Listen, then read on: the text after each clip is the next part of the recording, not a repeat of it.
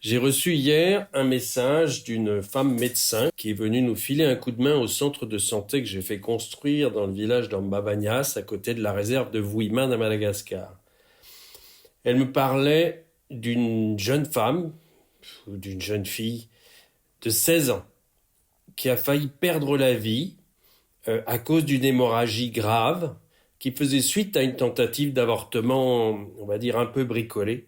Et ce qu'il y a de pathétique, c'est que c'est sa 3e grossesse et elle a 16 ans. On a fait énormément de choses sur le site de Vuillemane pour les femmes. On a réussi à voir l'importance que les femmes jouent dans le développement, mais il reste beaucoup à faire. Je vais vous parler là de ce qu'on peut faire, de ce qu'on a réalisé qui pouvait être fait pour changer la situation.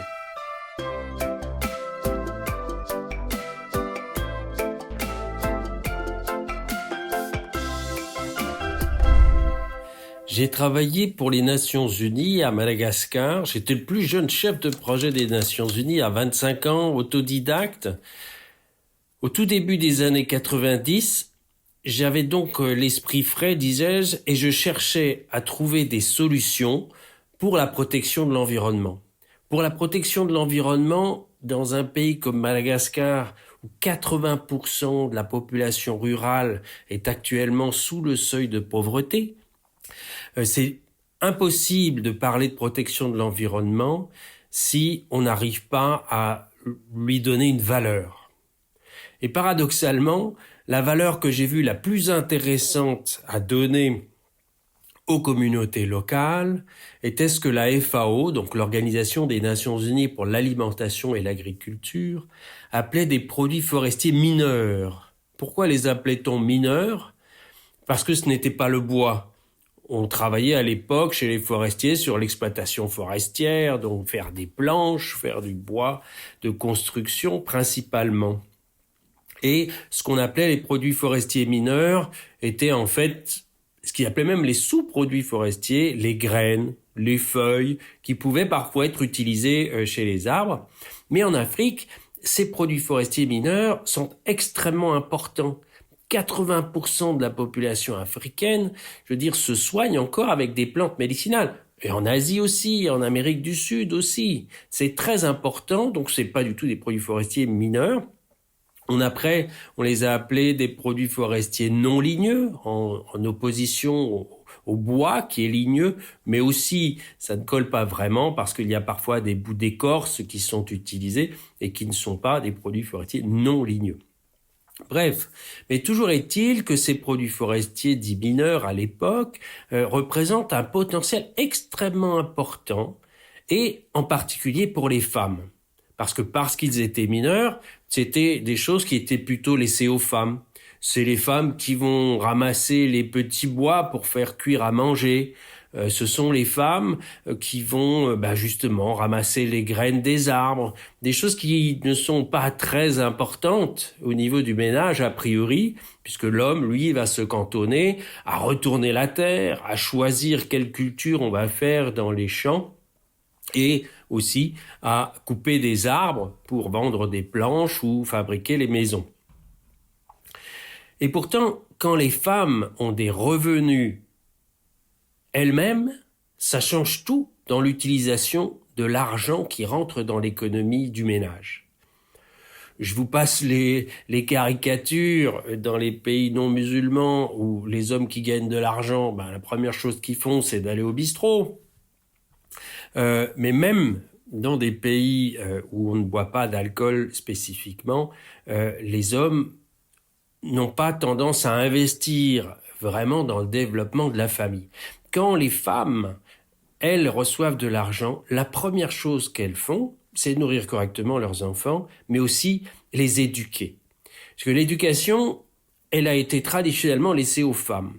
Il faut se dire que les enfants restent à la maison, à côté du feu, et les filles vont apprendre à faire à manger, les garçons vont rester là tranquillement, le temps qu'ils puissent aller travailler avec leur père dans les champs ou dans la forêt.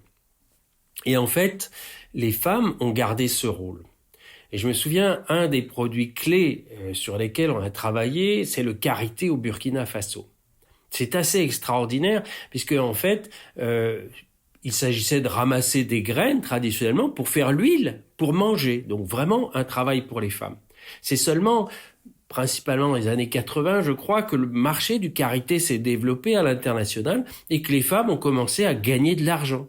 Et parfois, de l'argent important. C'est pas conséquent. Quand on voit au niveau global ce que ça représente, je crois que la FAO sortait des chiffres comme 64 € par an qu'une femme qui fait du karité gagne. Et c'est rien du tout quand on voit des grandes entreprises cosmétiques qui se gaussent d'aider des femmes à être impliquées dans ces filières. Ça reste assez ridicule. Mais, encore une fois, dites-vous bien que quand on parle de gens qui gagnent 350 € par an, 60 €, c'est très important. Et ces 60 €, qu'est-ce qu'on a vu que ces femmes en faisaient ? Eh bien, elles envoyaient leurs enfants à l'école. Je me rappelle d'une femme dans la petite ville de Pau qui faisait du karité et qui me disait, mais avec une fierté énorme, que le karité lui avait permis d'envoyer sa fille à l'école et que sa fille maintenant était secrétaire à la capitale. Je dirais que elle ne savait toujours pas écrire et que c'était sa grande fierté et que c'était le karité qui avait payé ça. Quand j'étais à Madagascar, je cherchais à trouver donc des solutions pour que les forêts ne soient plus coupées, ne soient plus brûlées, pour ce qui était à l'époque, et c'est toujours le cas malheureusement, de très maigres revenus.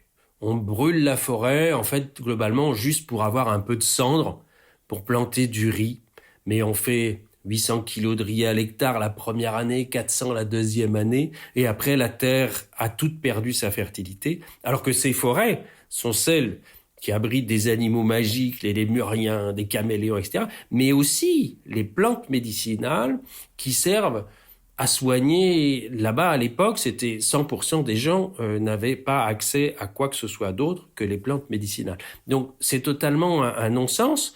Ça peut fonctionner dans des grandes forêts tropicales en Afrique centrale ou même en Amérique du Sud, ce qu'on appelle les abattis. Je veux dire, on coupe un bout de la forêt, on plante son manioc, et puis l'année prochaine, on va plus loin et la forêt se reconstitue, même de façon assez dynamique, à vrai dire. Mais les forêts malgaches sont des forêts avec des tout petits arbres, avec une croissance très lente, et ça ne fonctionne pas. Ça peut fonctionner à une toute petite échelle, mais vu la croissance de la population du pays qui est exponentielle, je veux dire, quand je suis arrivé à Madagascar, il y avait quelques millions d'habitants, là on est à plus de 20 millions 30 ans après, et les forêts ne suffisent pas à ça. Donc il fallait trouver autre chose, et clairement, il y avait de la vraie valeur dans ces plantes forestières. Et ce qu'on a essayé de faire dès le début, c'était de se dire, on a travaillé avec les communautés locales, est-ce que ça vous intéresserait qu'on valorise les plantes locales en faisant des huiles essentielles ? C'était ce que j'avais vu le plus simple à faire. Mettre des plantes médicinales sur le marché des plantes médicinales, c'est compliqué. Les huiles essentielles, c'était relativement simple, va-t-on dire. Maintenant, qu'est-ce qui s'est passé ? En fait, quand on a fait les réunions, je me souviens très bien, il n'y avait que des hommes. Ça, c'est déjà le premier truc qu'il faut voir. C'est un truc de fou. Il y avait 100% d'hommes quand je suis allé rencontrer les communautés pour discuter de la création de la réserve de Wuyiman. Je me souviens très très bien, nous étions une grande tablée. Il y avait 30 personnes qui étaient là, c'était 30 hommes. On a fait avec. Et maintenant, par la suite, et je vais y revenir, on a vu des changements phénoménaux. Mais à l'époque, c'était que les hommes qui décidaient. Et ces hommes-là, quand j'ai parlé du potentiel de faire des huiles essentielles, c'était en ramassant des plantes. Donc j'ai dit, bon, ça c'est un travail de femme. J'ai pas montré que je sautais en l'air en moi-même, mais j'ai dit, ok. C'était en fait une super première étape pour les femmes, pour avoir des revenus, ce qui n'était pas du tout le cas avant. Je dirais, même si les hommes non plus n'avaient pas vraiment de revenus, ils avaient leur puissance traditionnelle de chef de famille responsable agricole, on va dire. Mais là, ça allait changer les choses parce qu'elles allaient avoir des revenus. Donc un démarrage phénoménal de changement de société. Maintenant, après, nous, on avait des dirigeants aussi. Et ça, c'est aussi intéressant. C'est que moi, en tant que notable, blanc, en plus, je veux dire, bon, ben ça va, on m'écoute. Maintenant, après, moi, j'ai toujours voulu aussi faire émerger des femmes ingénieurs, parce qu'on a des femmes qui sont brillantes et qui ont aussi des façons de penser souvent un peu novatrices par rapport aux mecs. Et là, ça a été aussi compliqué parce que une première jeune femme, je me souviens qu'on a embauché Myriam, brillante ingénieure qui a été anthropologue de formation, donc c'était vraiment super. Elle pigeait tout le fonctionnement des gens et parce qu'elle était anthropologue, elle a compris comment en fait diriger les choses. Imaginez une jeune femme de 23 ans qui se retrouve devant 30 anciens, je veux dire, qui sont les décisionnaires traditionnels de cette société-là, c'était quasi impossible. Impossible. Impossible pour eux de prendre des instructions, mais même de discuter avec une jeune femme, tu vois, d'à peine, je crois qu'elle devait avoir 23, 25 ans à l'époque. Mais Myriam a été très maligne, je veux dire, et en fait, on avait un responsable agricole qui était sous ses ordres théoriquement, qui était un monsieur d'une cinquantaine d'années. Et là, j'ai très important chez les Malgaches, puisque en fait, c'est souvent ça qui fait qu'on peut parler. Donc, les anciens sont ceux qui savent ce qu'il faut faire. Et donc, en fait, ce que faisait Myriam, c'est quand elle faisait une réunion avec les gens, eh bien, c'est Monsieur Baird qui ouvrait la réunion. C'est lui, avec ses cheveux blancs, cinquantaine, il dit, ben voilà, ben voilà. Et après, en fait, il passait, lui, la parole à Myriam pour dire les choses techniques et poser les questions aux gens, etc. Et là, ça fonctionnait. Donc, en fait, on soignait l'ego des vieux chefs et puis ça avançait très bien. Maintenant, quand on va sur le terrain, 20 ans après, et c'est fantastique, je veux dire, on a que des femmes encore jeunes, enfin en disant entre 25 et 35 ans chez nous, qui sont pratiquement les dirigeantes de ces équipes. Il y a aussi des hommes, bien sûr, il n'y a pas de sectarisme dans un sens ou dans un autre, mais maintenant, en tout cas, elles peuvent parler à tout le monde, aux anciens, je veux dire, à tout le monde, et prendre des décisions et montrer que ce sont elles les chefs, et ça a changé. Ça, c'est au niveau des dirigeants chez nous. Mais ce que j'ai vu aussi, c'est que sur le terrain même, on a plusieurs associations qu'on a aidé à créer localement, avec à chaque fois des spécialités, les associations de pépiniéristes, les associations de bûcherons, les associations de distillateurs, le programme artisanat, le programme santé, etc. Et au début, pareil, c'était que des hommes qui étaient là. Et maintenant, c'est absolument génial. Il y a à chaque fois une vice-présidente. C'est toujours un mec le président, mais il y a une vice-présidente. Le rôle des femmes n'était absolument pas reconnu. Et maintenant, ça a totalement changé. Et c'est devenu presque un automatisme chez eux. De se dire, s'il y a un président, ok, c'est parce que c'est comme ça la tradition, mais il va systématiquement y avoir une présidente. Et tout ça, ça le fait parce qu'on a fait émerger ces femmes de l'ONG qui venaient montrer qu'effectivement une femme, on peut l'écouter, on peut la faire parler. Et c'est absolument génial. Je vais vous donner maintenant une anecdote sur ce qui s'est passé au centre de santé. Parce que on a eu en particulier chez les femmes des situations que moi je trouvais inacceptables. La maladie est quelque chose de récurrent, de compliqué à gérer sur du long terme, mais en fait, il y a eu, quand on a mis en place un médecin sur place, on s'est rendu compte qu'il y a eu, sur les 12 premiers accouchements, 6 décès. 3 mamans et 3 bébés qui sont décédés sur 12 accouchements. Moi, je me suis dit, c'est juste pas possible. Et donc, j'ai dit au médecin, ok, écoute, on va faire venir 2 sages-femmes, on va mettre en place du planning familial aussi, parce que ça me paraissait évident qu'il fallait que les jeunes filles aient le choix de faire des enfants ou pas, même si elles ont encore envie de faire beaucoup d'enfants en général dans ce coin-là, mais en tout cas qu'elles aient accès. Et là, j'ai fait une grosse erreur, c'est que j'ai fait construire un centre de santé à l'entrée du village, au terrain que les villageois m'ont donné pour cela. Et là, en fait, ce qui s'est passé, c'est que ça n'a pas marché du tout. Donc pourquoi ? Donc j'ai pas compris, j'ai demandé au médecin, les 2 sages-femmes de la ville qu'on a fait venir sur place, j'ai dit mais pourquoi il y a personne qui vient ? C'est pas normal, je veux dire. Et en fait, en réfléchissant, il y a eu 2 aspects très différents que j'avais sous-estimés. C'était que j'avais fait venir des sages-femmes, des jeunes de la ville. Et en fait, comme c'était encore un programme un peu jeune, ça faisait que quelques années qu'on était là, et ben les femmes avaient peur. Tu dis, si on va voir les sages-femmes qui savent très bien faire accoucher, pour le moment on n'a que des matrones qui sont moyens, mais en fait, qu'est-ce qui se passe si elles s'en vont? Les matrones vont être fâchées avec nous. Donc là, par la suite, on a embauché une autre matrone qui a travaillé avec les sages-femmes, en fait, qui, elle, est devenue la garante qui aurait une continuité dans les soins apportés aux femmes dans la rue. Donc ça, c'est un premier truc, mais c'est presque une anecdote par rapport à ce qui nous intéresse. Pourquoi les femmes ne venaient pas voir les sages-femmes, même quand la matrone était là après?